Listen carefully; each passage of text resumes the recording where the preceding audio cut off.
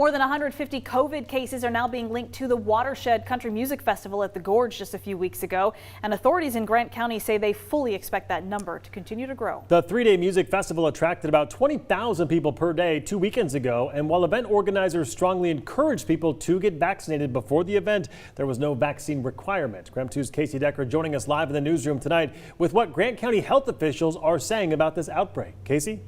Yeah, Mark, Whitney, interestingly, none of the cases so far have actually been directly linked to Spokane County, but they have been linked to 11 other counties in Washington and one in Oregon. And it's not the number of cases that's really worrying health officials, it's how far they're spreading.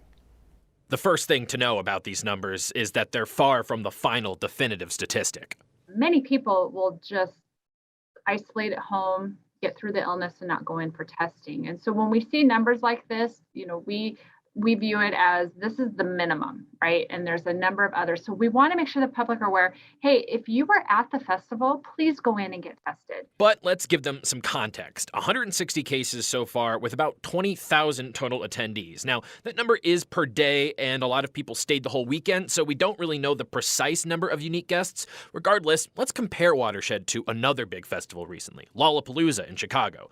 There, they had just over 200 cases, and it was celebrated as a victory. But Lolla is also more than 10 times the size of Watershed, hosting about 385,000 people, and it had only a couple dozen more cases. Lolla also mandated vaccines or a negative COVID test to get in, something Watershed didn't do. They recommended vaccine and mask use but didn't require it. Organizers sent us a statement reading in part, quote, Watershed Festival worked to ensure all recommended guidelines from local officials were followed. We are encouraging everyone who attended to engage in regular testing for COVID-19 so we can all do our best to protect one another. What's really concerning to health officials, people getting infected in the Gorge and then taking COVID back home to their own communities. We're already starting to see secondary cases where, a household member did not attend Watershed, but they contracted it from their household member.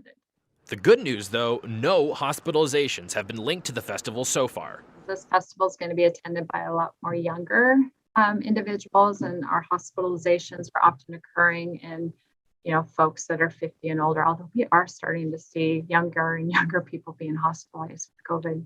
But there again, secondary infections are a concern. Younger festival goers could be bringing the virus back to their older, more vulnerable relatives. And health officials say getting a hold on outbreaks is harder than ever right now. You're just almost guaranteed to see additional cases where before a lot of times you could isolate and control it. But now with things being open, folks are not always adhering to our advice to stay home. Now, we don't know at the moment if any of these cases were breakthrough infections with vaccinated folks, but both festival organizers and Grant County health leaders say all this is a reminder the safest and easiest way to get protected is to get that shot. Meanwhile, the governor's office told me today they're very concerned about this outbreak and the general rise in cases across Washington, and that this is impacting their thinking when it comes to considering restrictions on large events. Whitney, Mark?